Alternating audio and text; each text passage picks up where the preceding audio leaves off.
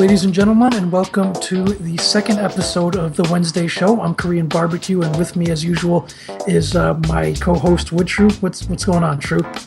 It's chilling. Just got my green tea made, ready to talk some Dota. Excited, as usual. This is the post-Thanksgiving week, and what do you eat for Thanksgiving, by the way? Do you actually eat turkey? I asked this because, like many actually Chinese families, I don't eat turkey because they can't really cook it and it's dry, so we go with duck or chicken instead. Well, I live in Canada, so I didn't get to enjoy the turkey festival at the same time as you guys, but in the States. But I have had turkey, like a Thanksgiving turkey at not at my family's house, but like at friends' places, and I mean I enjoy it, but it's just not really something that's part of my family tradition or anything.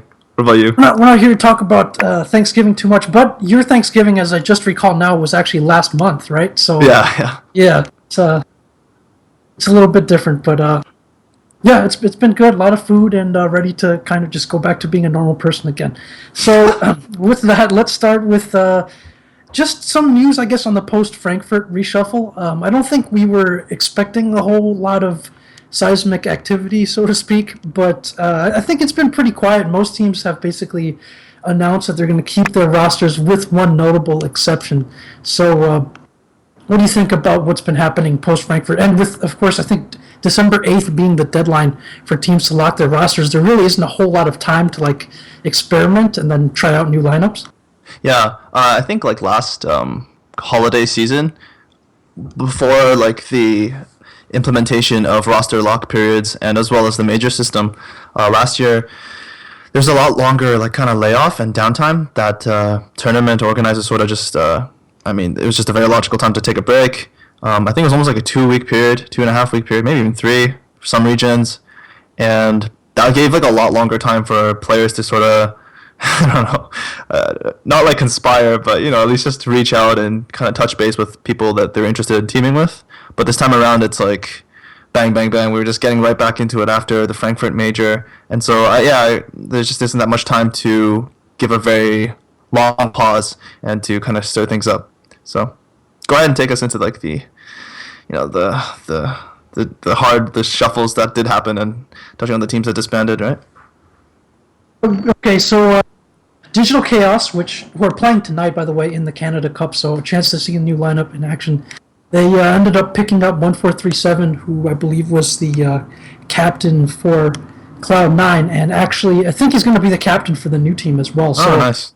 They moved Biryu, who was their position 5 support, to a coach, and then they actually dropped their coach, Pandego, who's also been around the scene in North America for a little bit. So it'll be interesting. I think 1437 has always been like a very respected veteran player and like a good captain. So I think that that's definitely a bigger name for them. Although I always said initially that hey, we're not necessarily worried about having the bigger names, but I think ultimately they've come back to a roster of basically very recognizable players. So I'm interested to see how this new team performs, basically.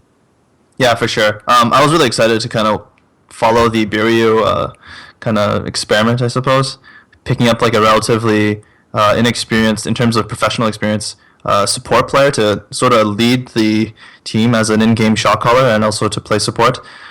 But it seems like while the team hasn't completely moved away from him, they're going to give him a little bit more time to maybe develop in a more passive role and not play on the active roster, which is still good. And so I'm still excited to see his progression as a player. And 1437 joining other North American veterans is also nice to see, because I think after TI5, a lot of pros were really commending his like I think role as a coach for Team Secret. I believe that was his. Yeah. And I think Puppy had a lot of kind words to say about him. So he's still getting better, and even though he's like quite a veteran of the scene, it seems like he still has a lot to offer. Yeah, it's nice to see some of these players who kind of fill multiple shoes, like when they're not playing. As we recall, Boba this time was coaching EG in the Frankfurt Major, which he also did at TI in addition to his duties as a member of another team that did not qualify. And then we also saw, in the past, I think Black, he did not play at this last TI, and he coached, was it MVP, one of the MVP squads instead? So if I recall correctly. So it's nice to see these players kind of filling multiple roles, multiple hats, and their expertise being useful, as well as an increased recognition of the value of coaches. Universe said earlier today in an interview, which I'll talk about a little bit later, that it's nice to have like a fresh outsider perspective. And in the past, some coaches for other teams, for example, in the Chinese scene, are very valued, and they're basically older players who don't play much anymore, but they can still step in to be useful subs at times, as we saw with IG during ESL 1 New York. And it's nice to just have their knowledge and have like a niche for them, have their value be recognized as well. Yeah, for sure. I think what you said about the Chinese scene is also something that the Western scene can kind of learn from and implement as well, in terms of the role of a coach on a lot of these professional teams. And I think in the Chinese scene, it's just been a longer standing and more just accepted position on the team. It's just a voice on the team that is just as well respected as like the team captain. It's just another calming presence and someone that you can go to for unbiased advice. Yeah, and another quick word on that is, actually, I found out that Team Unknown and in Peru, I think what happens is they allow coaches to actually stand behind the players during matches and give them input, so the players actually listen to them. So I heard that one of the problems from talking to Team Unknown is that they had to get used to having all of that stuff, all of those decisions, the coach's role filled in-game by their captain, Zitox, so that was an adjustment for them. So the coach has a much more active role in that sense, but they also have to get used to not depending on him to make those in-game decisions. So that was another interesting difference between the scenes, as hopefully we keep seeing more from South America. Oh, damn. So the Peruvian overlords were like already playing on like a little bit of a handicap, so only getting better then. Okay. It's good to hear.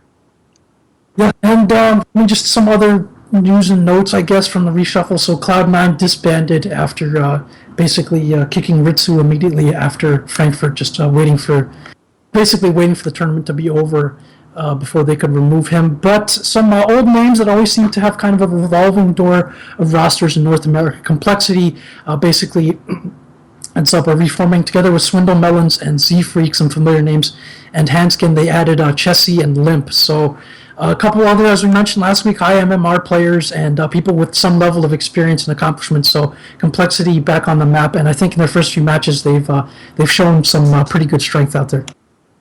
Nothing to add on those players. The NIP thing was a little bit surprising, I guess, when they did announce that they wanted to go their separate ways. But the team did stick together for a long time, and it's definitely something that seems very measured and well thought out. And I think that they left on very good terms. So it's good to see where these players go to next and how they perform. Yeah, and again, we talked about the amount of time for the reshuffle and such. It actually does feel kind of odd to me because we have basically 2.5 months to go. The Shanghai Major is going to be, I think the group stage is going to be the end of February. So these guys have to play together. I mean, obviously for like the more successful teams, it should be fine because they'll feel good about it anyway. But these guys have to play together for months, and they have to play through a whole new patch. And at this point, there's no way for us to really know just how much of a shakeup this patch is going to be. And do you think there are some teams that benefit a lot more from this patch, or maybe would be hurt by changes more than others? I do think some teams have shown like a consistent ability to adapt very quickly. I think generally, I can point to a few kind of coaches and captains that are just very, very quick on the ball. Like I could think of Paladai back when his time on C9 and his kind of duo tandem with Eternal Envy. Those guys were really on the forefront of a lot of like the theory crafting in the last couple of years. PPD also, it just always seems to kind of pick up on the stuff that is very reliable, I guess. But in general, like. My thoughts on like the upcoming patch and its effect on this kind of like weird kind of time span between majors and also major tournaments, with Summit 4 coming around just around the corner, is that a lot of these teams seem very on the same playing field. There's not really one team that's setting themselves apart like far and away. There's not really just one or two dominant forces. So a patch will probably shake things up and stir things up in terms of how these top flight teams are positioned relative to each other. Like it might benefit, say for example, EG just tremendously, and maybe that's enough for them to kick them into an extra year and run away with 2016, but the same could apply for any number of these top teams, including Vici, Secret, and OG, of course. Yeah, so, I mean, speaking of teams that we could say are kind of in a dominant position right now, one of those would definitely be OG, as they extended their, let's say, burst of supremacy this past weekend, winning DreamHack 3-0 against Empire, a pretty convincing series with perhaps the exception of Game 1. So what do you think OG, what are your thoughts on OG's basically streak of dominance right now? Yeah, it was pretty nuts. I think they definitely came into Dream League as the favorites to take it all, but going undefeated, like not even a single game. I mean, they went undefeated in the series. Like they didn't fall to like the lower bracket at any moment or anything, or even come close. It seemed, not dropping a single match, and they just looked really comfortable, I guess. While the rest of the field kind of had their ups and downs. I think it was sort of a four-man playing field from the start, but I think people were a little bit surprised that Vega kind of got swapped out with 4CL, 4 Clovers and Leprechaun, which is where Pycat and EGM have been hiding out for the last couple of bit. Because Vega fell quite early in the groups, and so the playoff brackets were just 4 teams, and which included Team Empire, 4CL, Alliance, and OG. And I think within those 4, OG was still a little bit above like the rest of the field. But yeah, just talking about the grand finals, it was a quick 3-0 sweep. Very quick, actually. I think the total amount of time of the series was less than it was like an hour, less than an hour and a half, I guess, with one match only lasting 14 minutes. Which is pretty crazy fast. The first game was the closest of all 3. Team Empire was in the position to at least contest for a win, but after making a couple of mistakes around Roche Pit, of course, that's a place where a lot of teams just sort of can either just seize the game or lose it. OG took game 1 and then really stomped game 2 and 3. So it was just a strong performance, and it was a little bit of a strange tournament, I think, in terms of timing, because it is coming off of the kind of the downturn of this major patch. We do have, and we already have an announcement for like a major patch coming up. So OG just showing that they can close out this this phase on a strong note. What about you? What do you think?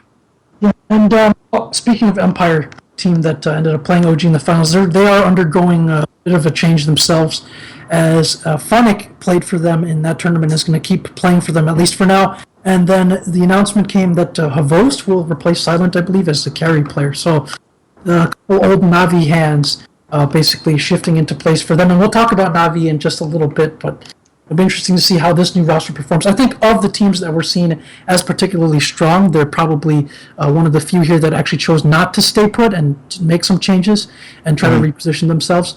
But yeah, pretty good showing once again for OG. And the OG right now, it feels a little bit like you have to wonder, they're playing really well. And once again, to take this back to Frankfurt, I don't want to keep talking about Frankfurt, but if you go back and look at that tournament, they did get to play a lot of games. Like, they didn't do too well in the group stage, but other people have talked about this, and professionals have talked about this in the past, where it's like EG notably, where getting to play all these games really helps them in a tournament, because when you have like a major tournament, every TI, for example, kind of forms its own meta after a while. So they had more time to kind of sharpen and refine it. So some teams were talking about, for example, Team Unknown, when they faced potential BO1 elimination, they were saying, hey, we come to this Frankfurt tournament, we play 4 matches, or total 4 matches, because we go 0-2 in both of them, and then we could get eliminated in one game against Newbie. So you could go to Frankfurt and play as few as 5 or 6 matches and just be totally gone from the tournament, not even get to see the rest of the teams. Whereas OG, in this case, they played everyone in their group, and they came all the way out from the bottom of the loser bracket. So they got a chance to play a lot of games and basically get to know the patch really well. That seems to be serving them pretty well for the time being. But also, maybe it gives other teams more of a chance to figure them out and see what they're doing. And if they keep dominating, maybe we'll see something like what happened to Secret last year, where they just won a bunch of tournaments, but teams basically really focused on them in preparing for TI. Yeah, that's one thing I really liked about OG going into Frankfurt, and also it was something that was held consistent in their run through that major, was that they kind of just took everything onto their plate. Like they'll play any qualifier. They were very, very active in the European scene, playing a lot of online qualifiers, and especially in comparison to other top teams at the time, like Team Secret. I think they were a lot more selective about the qualifiers they would participate in, but also I think they had a really early exit with like Summit 4, so it kind of had something to do with it. But yeah, OG was just one of the most active teams in that region, and they really were able to fine-tune themselves with so many games, and yeah, it was just to their advantage. Yeah, and we'll see them coming up as well. Very active month ahead for them, as I believe they're headed to the Summit 4, and then also there's going to be, they're in the Star League qualifiers right now for Europe and the second phase of that. So a lot of Dota for them, maybe some fatigue, but we'll get to keep seeing them play. And just one more word from this weekend's tournament. There was one game that I wanted to point out to listeners on the show that I thought was really interesting to watch. It was the second game between OG and Team Empire in the winner bracket final, not the grand final. And I just thought this was a really interesting game because I love seeing games where you have like a strong theme for each team and you kind of get to see which one reigns supreme. So in this case, OG had a lineup, basically the cores Slardar, Phantom Lancer, and Viper, like relatively hard to kill cores in terms of the PL, and Viper up against a very ultimate based lineup from Team Empire with Earthshaker, Wyvern, Disruptor. And I think you see this a lot with CIS teams where they kind of pick a lot of big ults, and sometimes those can decide a game. But it was just really interesting for me to watch in this game. Like, there were a lot of engagements. It was a very close back and forth game, a bit of slow sieging with the Viper. So it was really nice to just watch the positioning and watch how the engagements were taken and how those thematically very different lineups match up against each other. Yeah, I like those games too. Like, they're exciting to watch. Like a wombo combo lineup versus kind of different philosophy or whatnot. But there's always like a chance that the next team fight could just be a 5-man wipe or something like that. So it just keeps you on the edge of your seat. Yeah. Yeah. So, well, with this patch winding down, any final thoughts? What are your thoughts on this patch in general? I think I agreed with like the general consensus that it was a very like watchable patch. Like, it was a lot of variety in terms of how different teams were approaching the meta. Kind of built, a lot of teams kind of elected to just play their own style, which is it's something that I think is growing, a very growing trend in terms of professional Dota scene, at least for my short time of watching it. And yeah, I mean, my pubs have been fun. There hasn't been like a scapegoat that I can like point to that has just been ruining everyone's time. You can't say it's like the Bloodseeker, Cancer, or like the Sniper Troll thing that was like the most recent ones. So I don't know, it was super enjoyable. Yeah. Yeah, I kind of really agree with that too. Well, maybe with the exception of Doom, and you see a lot of Alchemist, but Alchemist seems to actually struggle quite a bit. But yeah, I think this has been probably the best patch in recent memory. That's how far I'd go to describe it. I just think just about anything has been viable. I think at the beginning people were a little worried that it might tend towards deathballing, which is like probably the hardest Dota to watch, but it's been very vibrant. People have been able to pick just about anything. You see a lot of pocket picks and like go-to strategies. Just about anything is viable, and it has tended towards physical damage. People have pointed that out, but that's fine too, because generally speaking, that makes for longer and more dynamic games instead of ones where you kind of need to push or secure the game while you still have like the before the scaling really takes effect. So I think this has been probably my favorite patch, and I hope the next one is just as good and dynamic as this one.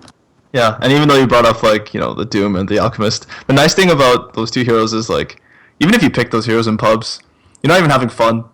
So there's already like a natural deterrent for people to just pick these like quote unquote broken heroes, because like no one actually has fun playing Doom. Like, you go in the jungle, you like eat a creep, you just stand around, you hit things, you press a button, you run fast. It's like like no one's really having fun like that. And I mean, Alchemist is maybe a bit different, but even that hero's it's very like a linear pub play style at least. So yeah, it's a good thing. Yeah, the one button delete is never really a fun thing, and I really like when they take a direction of kind of rewarding these higher skill cap heroes. Like, I'm excited to see if they'll finally let Earth Spirit back into, or not back in, but into the basically captain's mode for the first time. And there are some heroes that are very high skill cap and somewhat entertaining that we haven't seen for a while. Like Puck comes to mind, so maybe Puck will get some buffs and reworks to get him, her, it, whatever it is, back into the as well. Yeah, the rebirth of S4 Puck maybe, or like I guess Jarak's first pick, first ban or Spirit. Like, yeah, that's good. I'm down for that too. So speaking of S4, and he's been back with Alliance now. There's been a lot of talk about Alliance is back, and recently in some of these qualifiers, you get to see these old stalwarts, Na'Vi and Alliance. They're back at it, and they've kind of taken a different philosophy to things. Alliance mainly has its old roster, I believe, except with Minuts replacing S4. They brought back Bulldog, not S4, excuse me, EGM. They brought back S4 and Bulldog, and they've basically gone back to their kind of TI3 winning roster. So Na'Vi, on the other hand, has, of course, they announced quickly that they were going to disband their team, and they kind of came back with some of the same players, but they did make some large changes as well. So what do you think about these two classic teams getting back into the fold? Yeah, I think looking forward, I think both teams, as far as we know, because Alliance could still shake things up, even with the few days left in the roster lock, Na'Vi is trying to really just get some fresh blood. They've gone away from their old trio core of Funnick, Havost, and Dendi from TI2 or TI3 rather. And I think the only two confirmed players on that roster is Seneko and Dendi. So I think they're relying on those two to sort of build the team up. But I believe they're pretty much settling on the Dichara. I can't even think of the other ones. I guess Art Style? Yes, Art Style. And do you know who's playing? Axmo? Yeah, I'm not sure that he was playing today, but just name slipping my mind right now. But yeah, it's definitely different from Alliance, who's trying to go kind of like turn the clock back and recapture some old magic with their like TI3 winning roster. Because it is interesting because I thought that Alliance was very quick to look for new blood. In terms of last year's roster's activity, you had like Sebastian, Seven Mad playing support for them for a while. You saw Pycat play for them for an extended period of time. He did very well, and I think Chessie mid as well. So they kind of had their go at sort of integrating some other talent, but they just really want to try to give it, I guess, one more college try with the old boys. So yeah.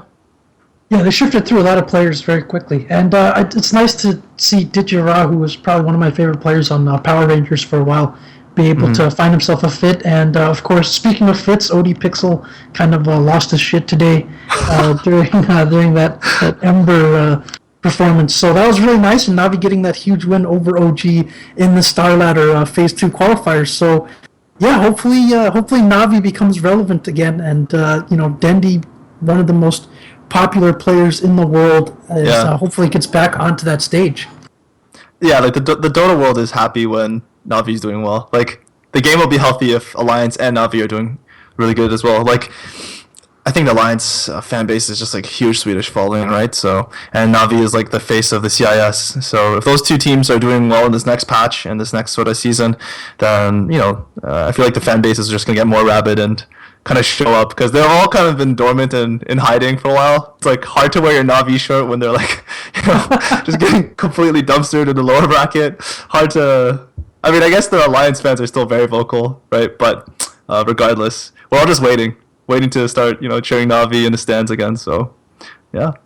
It'll be nice to see them come back from the so-called soup pot of Europe, basically, and start to separate themselves again. So as I mentioned, just a quick note on some of the tournaments going on right now. The Star Ladder qualifiers are in Phase 2 of Europe, so some pretty good games going on there. I think right now, Canada Cup, the group stage rather, of the main cup just started, so I think DC's new lineup is going to be in action tonight. They've got a couple games lined up, so we'll see how 1437 does with that slightly revamped roster. And just another small note is I've got to basically plug an interview with Universe that's on evilgeniuses.gg. Just shout out to my old buddy Chris there for posting that interview. You don't often see these kinds of very detailed interviews with players, and obviously there's some things that players just don't want to talk about, but Universe did a pretty good job here. So we talked a lot about pubs versus professional games, his mindset on things, teams and adjustments. So be sure to check that one out on evilgeniuses.gg.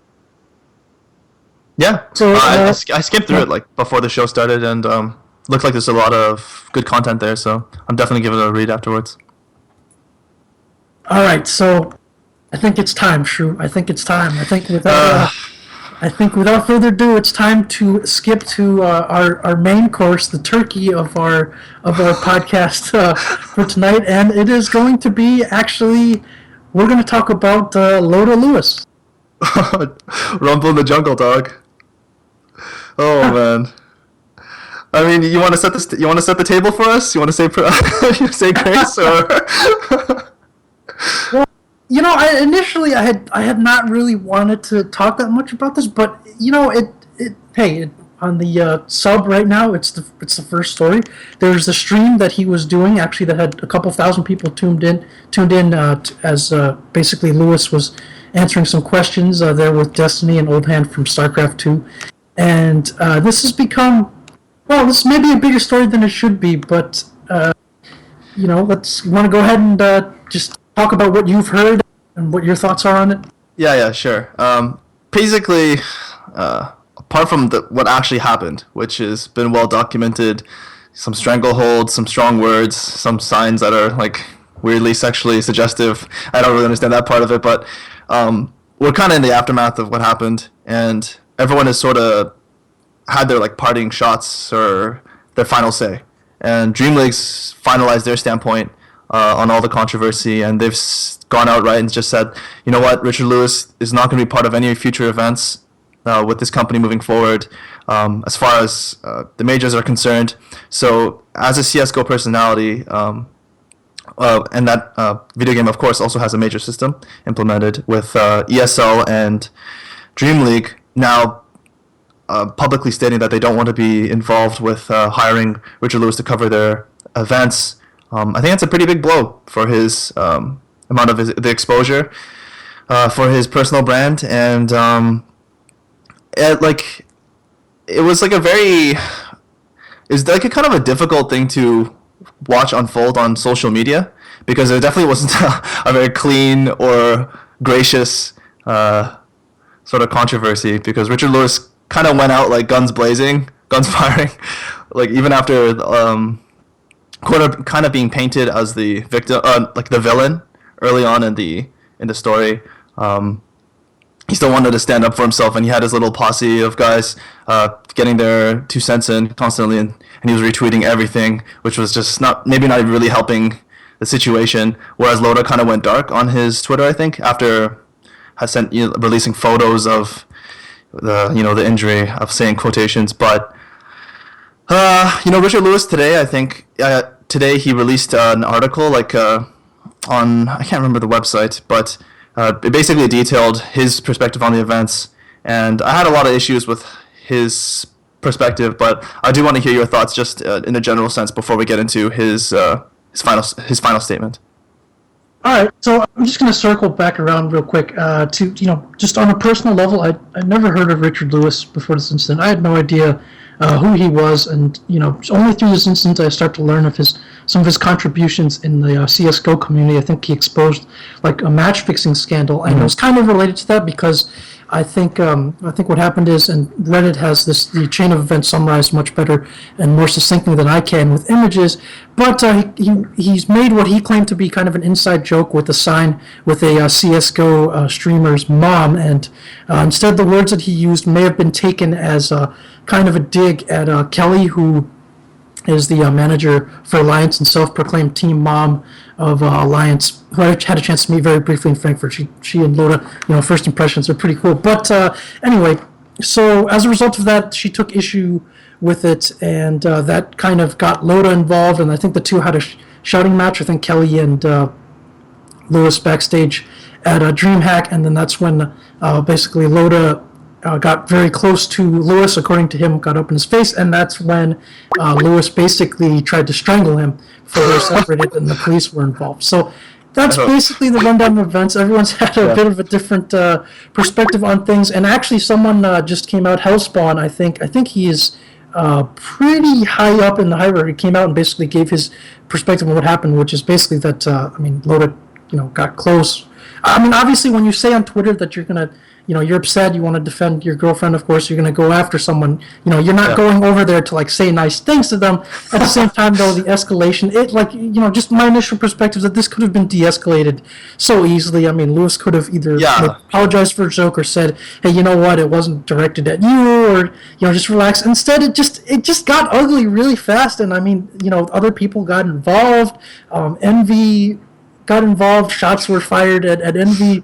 He's getting very personal. Lewis is someone who seems, from first impression, is just willing to throw down with anyone and everyone. Yeah, that's a really good way of putting it. I don't think we want to reference any specific tweets that Richard Lewis threw at Envy's way, because I don't think they're going to fit the age group or the age restrictions of this podcast. But, it's not a laughing matter to kind of, because I was kind of giggling when you were recapping the exact events, but I mean, when someone comes at you, kind of yelling at you, and really, like, visibly upset about words that you have said about his girlfriend or whatnot, common response is not just to choke the guy, or, like, to strangle the guy on the ground, which is sort of the picture that Hellspawn painted on his little tweet today. And yeah, you're on the ball, I think, in terms of how this could have really just been very easily diffused. I mean, some words were said on Twitter, social media. Loda's upset. You just say, you know what, my bad, dude. The basis of the conflict really was a misunderstanding. I think it's not that Richard Lewis's words were sort of taken out of context. I think Richard didn't really have a full idea of what he was insinuating by his little, he co-signed thing with the mom and Kelly or whatever. So, like, Loda took it a specific way, a very, his response was pretty justified, and you could definitely understand if you were in his position. Hey, I'd be really upset. I would want to talk to the guy, much less get strangled by him. But I mean, like, that's super. That kind of logically follows there. But to continue to sort of, like, be a part of this conflict, to bring in the element of physicality at an event which you're working at, right? This is a professional environment, at least for yourself, right? I mean, as much as he wants to say about how this is sort of just like an esports thing and it's a little bit different, there's no security, everyone's a volunteer, you still have an expectation to do your job and to work in a professional manner. And as long as you're at the event, I think it should be an assumption from, like, Dream League is perfectly right to assume that you're not just going to start fist fighting backstage.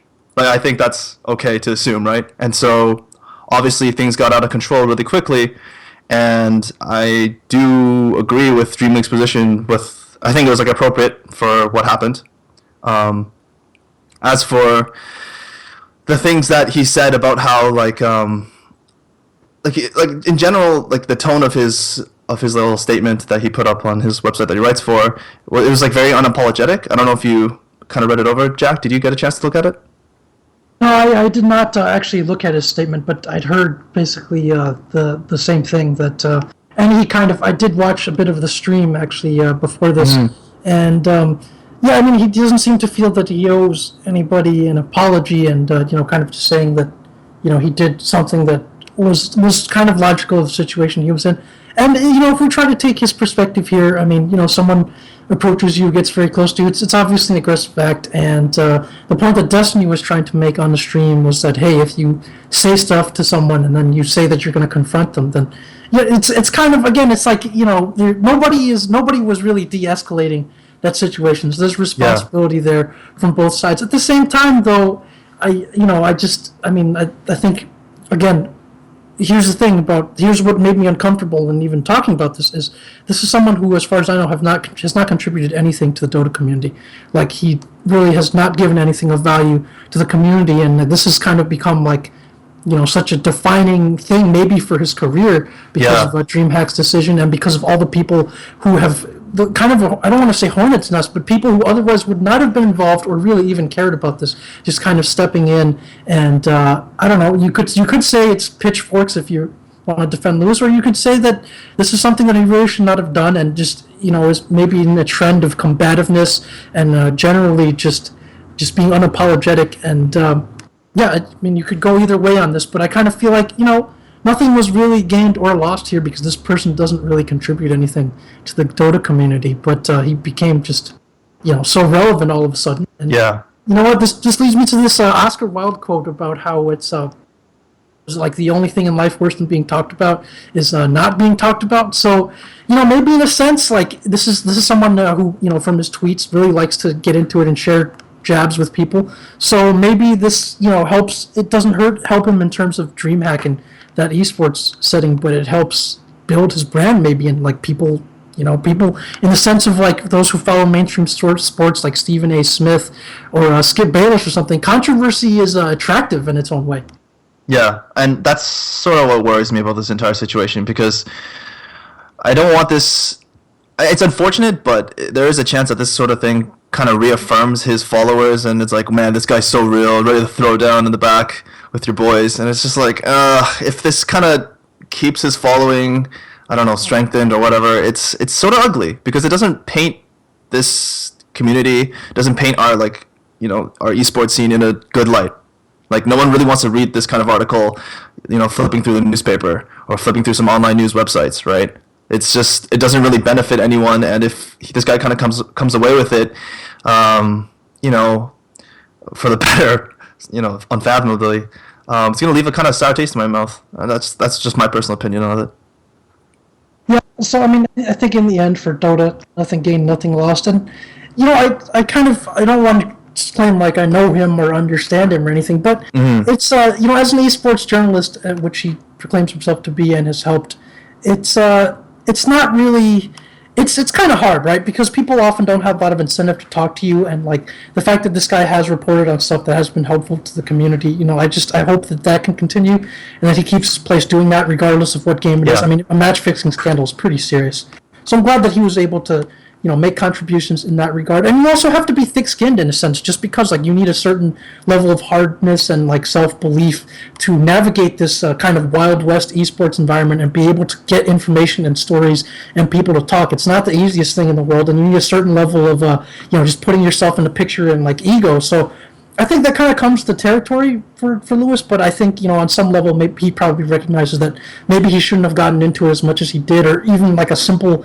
apology or something at some point would have been backing down from his perspective, but it would have saved him maybe a lot of trouble in the long run. So I'm kind of glad that this is basically more or less over with, and that we'll have more substantive Dota stuff to talk about in the coming weeks. No, I really like what you said about it. I agree with most of it. Let's just actually get back to some real professional Dota. We had a little bit of roster movement this week. Dream League was good, but we didn't really see all the big hitters there. And moving forward, we're gonna have a patch in our hands soon enough, and Summit 4 is around the corner, right? So. Yep.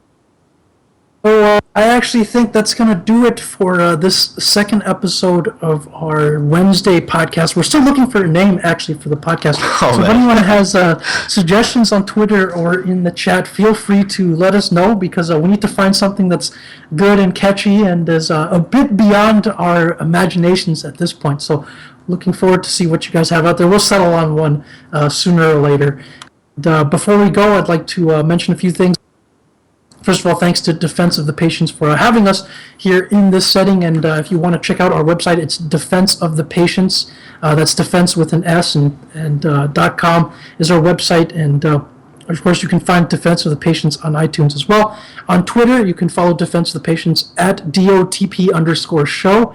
And on Twitter, I am at KBBQ Dota, and my co-host is at Woodshrew Dota. And as a reminder, of course, our usual programming. Tomorrow's show is Theorycraft Thursdays with Ursinity and Proud, and we also have Tryhard Tuesdays. And of course, if you do visit our website, check out the banner to support us in all the DOTP shows. We'll keep getting better. Any comments and suggestions you have are always welcome. And I will personally be trying to focus a little bit more on the Chinese scene and kind of sift through maybe some of the forums there as well to see what's being said, as we haven't heard a whole lot from them, but they've had some minor events and tournaments as well. I think their own Star Ladder qualifiers have been going on, so I will try to bring more news from the East. Any final words, Shrew? No, I think you closed it up well, guys. I will just see you guys around Wednesday again, and things are getting desperate on the name front, but we'll figure it out soon enough, so cheers, I guess. All right, thanks a lot, and until next Wednesday, have a good night and enjoy your day of Dota.